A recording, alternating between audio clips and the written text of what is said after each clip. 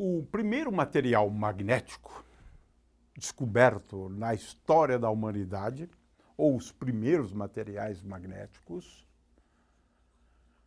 foram descobertos cerca de 600 anos antes de Cristo, 500 anos antes de Cristo. Ora, os materiais magnéticos, eles eram curiosos, né? Atraíam outros. Mas, além de uma espécie de brincadeira, qual era a utilidade daquilo? Bom, os chineses descobriram uma bússola, de forma que aqui nós já temos uma utilidade para o magnetismo terrestre. Ora, as coisas mudaram muito no século XX. No século XIX também. Mas hoje, estudar magnetismo, pesquisar, desenvolver novos materiais magnéticos é de extrema importância. Não estou falando dos ímãs que a gente coloca na porta da geladeira, não. Estou falando aqui de armazenamento magnético, armazenamento de dados. Ou seja, materiais magnéticos têm um papel extremamente importante nas novas tecnologias. Tem rendido até mesmo prêmios, prêmio Nobel, cerca de poucos anos atrás, né? Um grupo de cientistas desenvolveu um novo material magnético. Magnetismo é uma área viva que se pesquisa muito ainda, e materiais magnéticos também. É uma área extremamente relevante. Bom, o que a gente gostaria aqui é só de chamar a atenção para uma divisão clássica, né, de materiais magnéticos. E é claro que todos os materiais magnéticos são muito úteis, depende do que você quer fazer com eles. A classificação mais comum, corriqueira, né, é aquela mediante a qual a gente classifica os materiais magnéticos em duas categorias apenas, né? A gente sabe que as coisas não são bem assim hoje, mas essa é a maneira mais fácil de classificar, né? São os materiais denominados duros, né, e moles.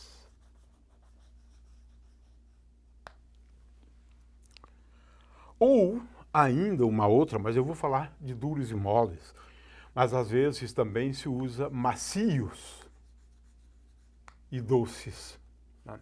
Uma outra maneira. Nós vamos utilizar só essa notação aqui, né?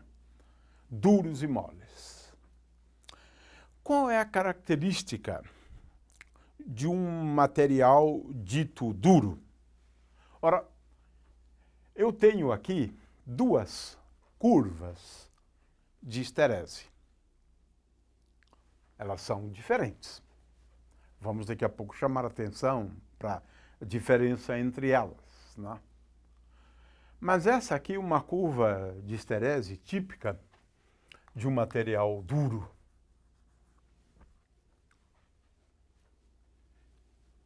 Esta aqui é uma curva de esterese de um material dito mole. Duros e moles, né? Ou um material doce, como ferro, ferro doce, exibe esse tipo de comportamento. é uma curva de esterese típica. Qual é a diferença? Bom, olhando assim, a gente diria, bom, esse aqui é largo, esse aqui é estreito, né? Mas aqui o que importa é o campo coercivo, né?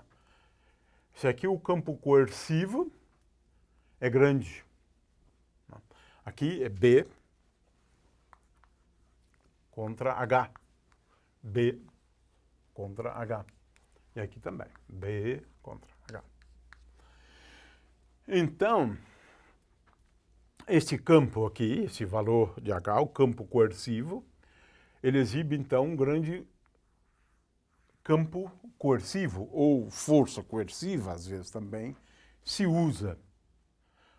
Para esse material mole, a força coerciva é pequena, ou o campo coercivo é pequeno. Essa é a distinção entre os dois. Mas existem outras distinções, né? Por exemplo, um material duro é muito difícil você desmagnetizá-lo. É por essa razão que os materiais duros, muitas vezes, são denominados ímãs, né? Ímãs. Como aqueles que você coloca na porta da geladeira para não esquecer, para deixar um recado. Porque esse tipo de material, o que você quer é que ele tenha uma magnetização permanente. Você não quer que ele perca a magnetização com facilidade. Então, esses materiais têm um uso sempre que você precisa de ter um material que exiba uma magnetização permanente e que seja difícil desmagnetizar. Esse é um uso.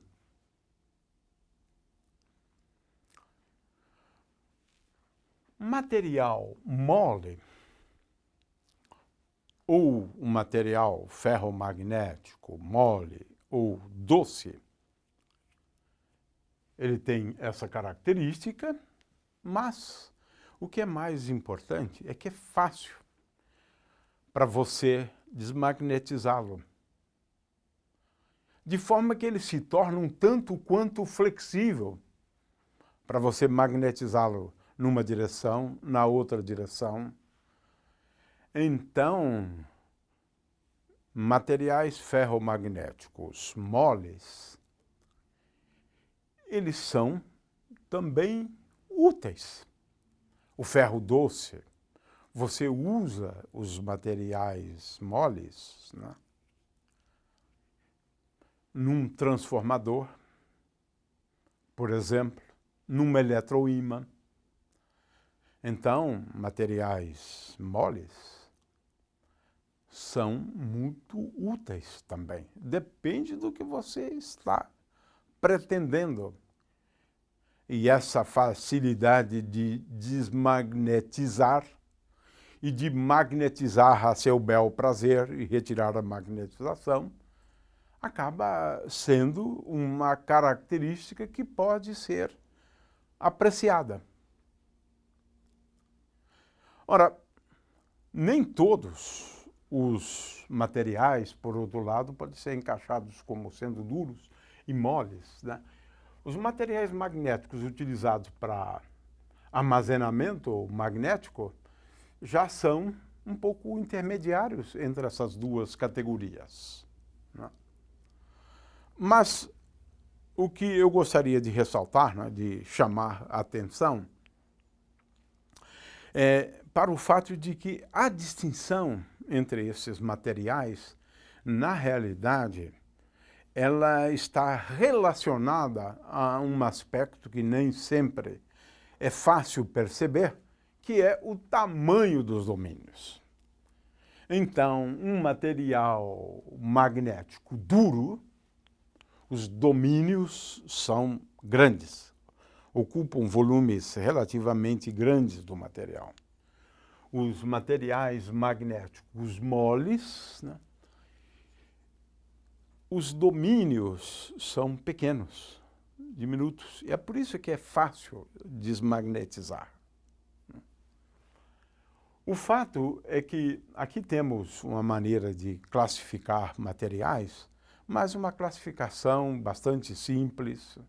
E hoje temos materiais magnéticos cujo entendimento é bastante mais complexo, né? E nem sempre se encaixa nessas duas categorias, né? E hoje em dia se desenvolveu até mesmo materiais que podem fazer uma transição entre uma fase, digamos, mole e uma fase dura. O fato é que esse é um campo de pesquisa bastante ativo e de grande interesse, tanto científico quanto tecnológico.